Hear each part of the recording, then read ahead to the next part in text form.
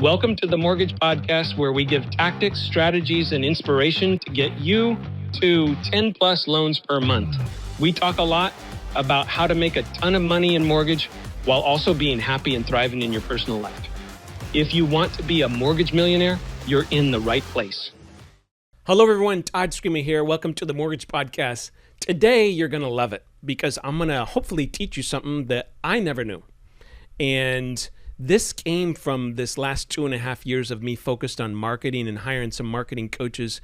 This is one of the most insightful things and simplest things that I discovered that I never knew before. And it's really changed my entire life. So I want to share it with you and give you some examples so that you can think about it. So I'm coaching with one of my coaches, and then also at the same time, I follow a guy named Alex Hermosi, and he said the same thing. I'm like, well, this is a thing. So here's what I learned, is that when we go to tackle a target market, you want them to have 4 ingredients. And if they don't have these 4 ingredients, you literally don't work on it, which sounds super cutthroat, but it is how it works. And then I had to go through some mistakes on my own because I really didn't believe these 4 things. And I experimented on some things with my project team just to discover that they're right. If you don't have all 4, it's not going to work. So let's talk about these. The first thing is that the market is growing. It's a growing market. The second thing is that you can easily target the person that needs your product or service. You can easily target them. Number 3 is that people can afford your product or service. So people can afford your product or service. So let's talk about those things. First of all, let's talk about a growing market. Well, you're like, Todd, we're in the mortgage business. Nothing's growing right now. There actually are things that are growing. And I'll just give you some examples. I-10 loans are growing. Foreign national loans are growing. Second mortgages are growing. Second mortgages, there was about $300 billion done in 2023. It should be $600 to $800 billion of seconds in 2024. That market is growing. Matter of fact, it's more than doubling. And it doubled from the previous year, from 2022 to 2023. So the second mortgage market is growing. People that speak Spanish are the number one segment of first-time homebuyers. They are growing by about 20% a year. So that market is growing. There's things that aren't growing, right? There's things that are being commoditized. And so I've got another podcast that I'm going to do about that. But you think about it, the market is growing, right? That market is growing. So I'll give you an example of a company outside of our industry in a minute on all of these things. But think about it like this for a second. If you're a car maker, electric car market share is growing. The gas car market share is probably shrinking, except for there's probably exceptions to that, but in general, it's shrinking. So you want to delve into a growing market. You want to make offers around a growing market. You want to know exactly the right people to target. Which leads me to the second thing, which is you have to be able, if you're going to sell something, you're going to save a lot of time and money just by very specifically targeting that market. So I'll give you an example. I've got a client right now that is blowing up with I-10 loans. Well, he's in Texas and he speaks Spanish. And I said, bud, have you ever done I-10 loans? He's like, I've done 2. I said, well, we're really good at them, so we're going to do that. And it's a big growing market. He says, well, I can't figure out the avatar. Avatar is a term that just really is about target marketing, like describe your exact client. I said, bud, we're going to go after Spanish-speaking agents that need I-10 loans, and they've done at least 6 buy-sides in the last 12 months. He says, well, Todd, there may not be a lot of those people right where I'm at. I'm like, great. We're going to pay someone to develop that database. We use some overseas offshore people. And they developed these databases for like $500. And we were able to get a list of all the Spanish-speaking agents. And we had to go out 300 miles from where he lives, 300 miles from his office. But we branded him as the I-10 King.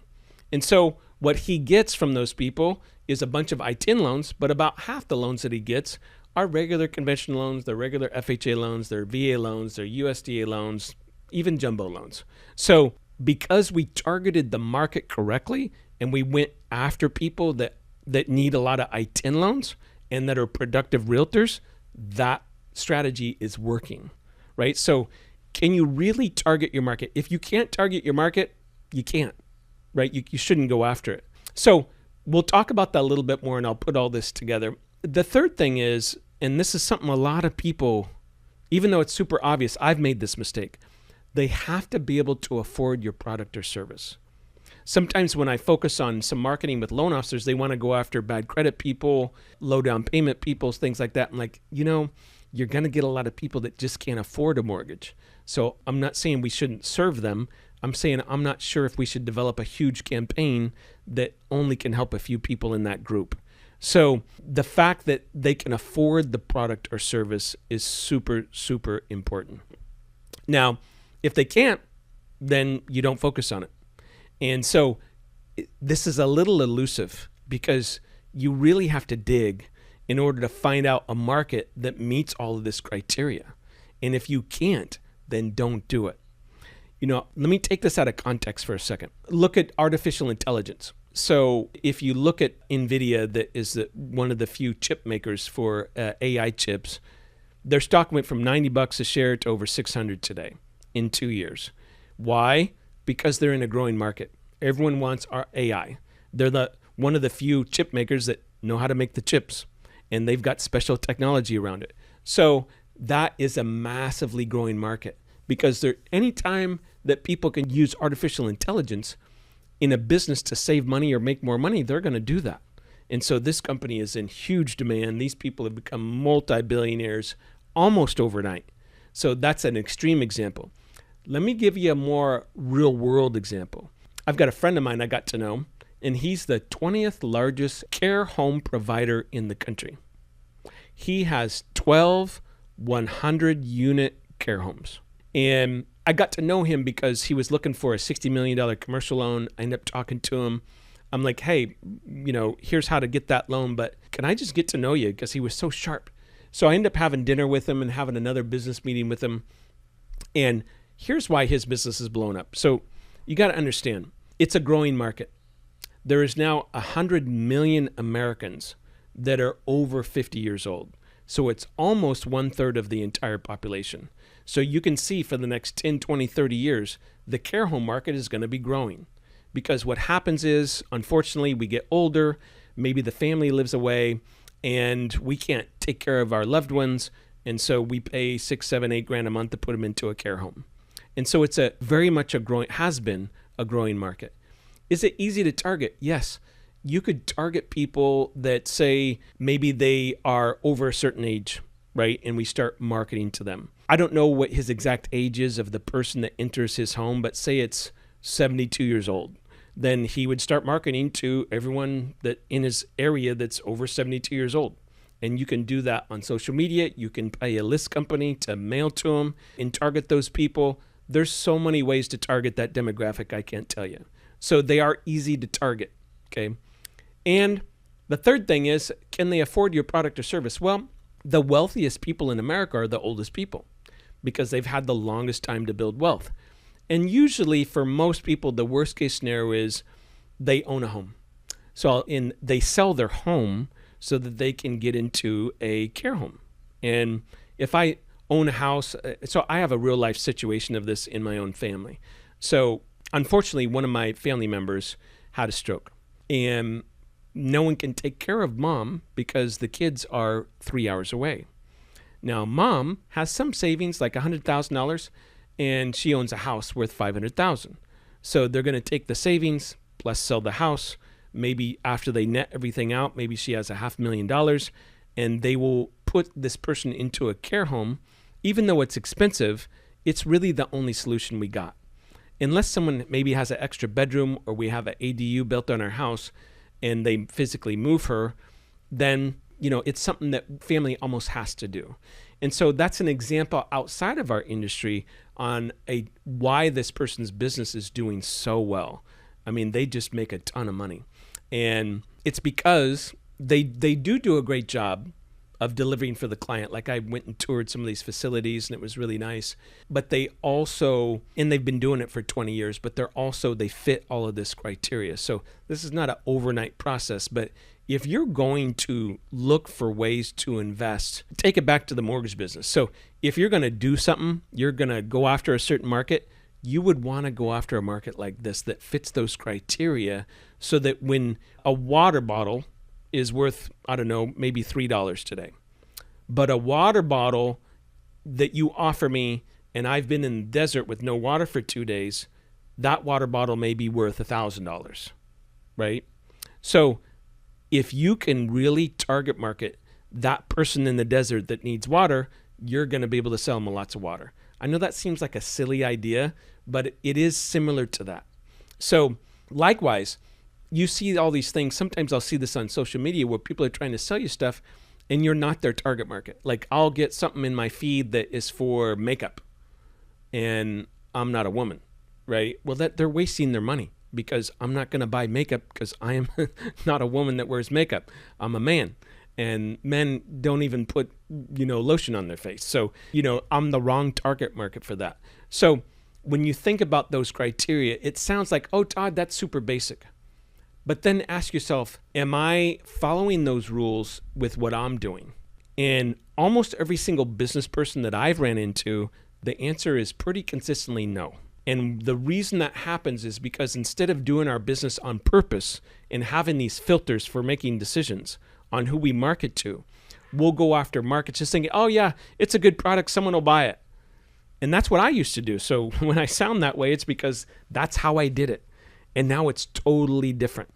It's totally different. I'll give an example. I have a division that's called Lead Plus Wholesale. And we just do non-QM loans for brokers and other retail lenders that send us loans. We underwrite them, fund them, securitize them, right? Do all this non-QM product.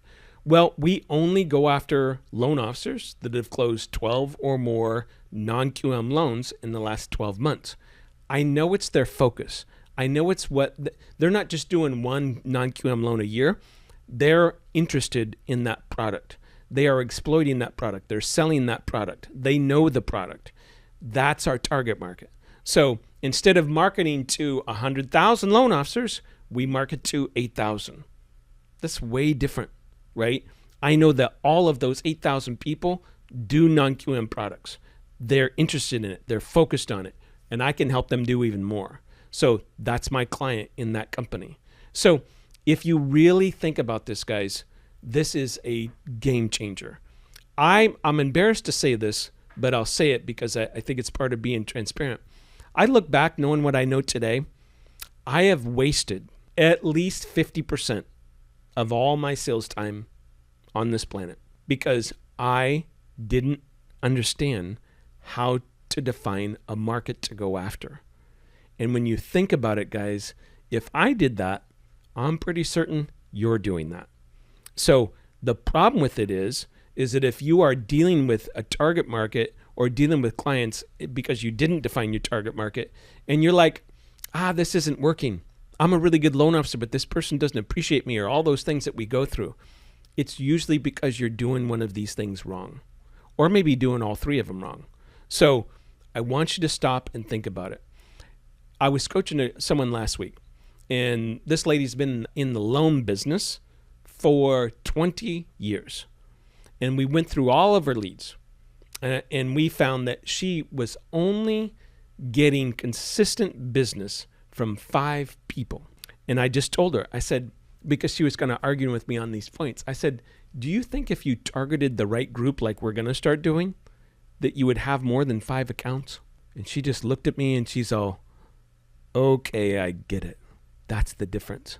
The difference is she could be in this business for 20 years. She could have 20 or 30 clients sending her business. But because we don't know how to target market, she has 4 or 5. That's a big difference. That's a 4X in income, right? Instead of making a couple $100,000 a year, you'd be making $1 million a year. And that is why we work on this. Because when you're focused on the right people that want your product, that can afford your product, they're easy to target, it's a growing population of people, that's when we step on the gas. And that's the people we go after. So I hope that makes sense, because it's one of the simplest things that I've learned going through this journey that, frankly, I never knew before. And it's literally double, triple, quadruple your income if you really learn these things at a granular level and then learn how to execute them. That's the magic. I hope you appreciated this. Maybe send this to someone outside of our industry that says, hey, this is about target marketing, because there's not a business that you could tell me that shouldn't be focused on this. Thank you. Hope you appreciate it. Have a beautiful day.